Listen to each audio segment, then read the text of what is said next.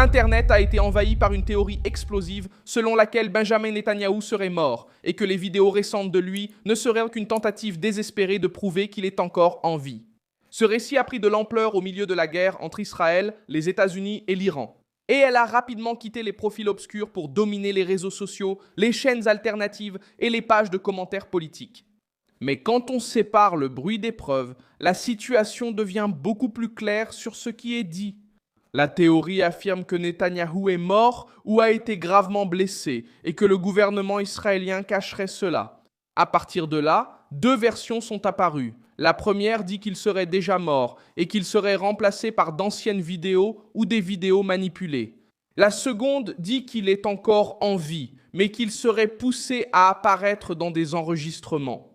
Pour éviter un effondrement du récit public, c'est un mélange de rumeurs politiques, de désinformation de guerre et d'interprétations exagérées de détails. Qui a répandu cela ? Les premières vagues sont venues de médias liés au gouvernement iranien et de profils alignés sur le régime, dans un contexte déjà marqué par la guerre de l'information. Ensuite, des profils conspirationnistes et des commentateurs ont commencé à répéter l'histoire, élargissant rapidement la portée de la rumeur au-delà du cercle initial.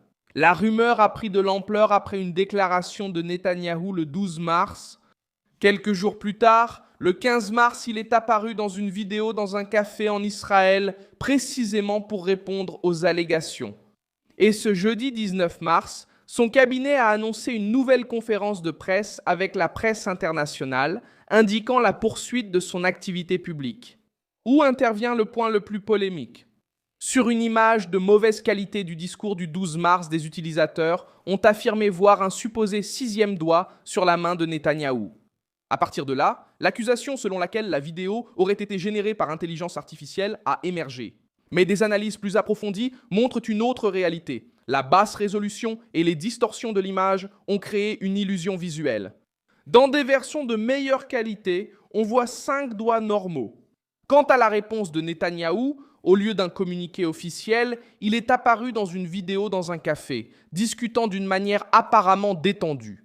Dans la vidéo, il réagit aux théories avec ironie. L'enregistrement a été vérifié par des agences de vérification des faits qui ont confirmé le lieu et la date, ce qui affaiblit fortement l'idée qu'il s'agirait d'une vieille vidéo ou d'une vidéo manipulée. Alors, pourquoi tant de gens y croient-ils ?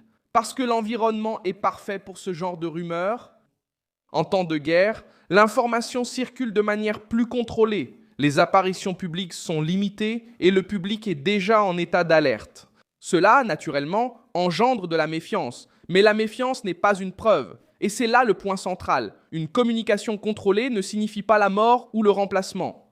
Dans des scénarios de conflit, les dirigeants ont tendance à réduire leur exposition et à privilégier la sécurité, apparaissant souvent dans des vidéos et des événements contrôlés.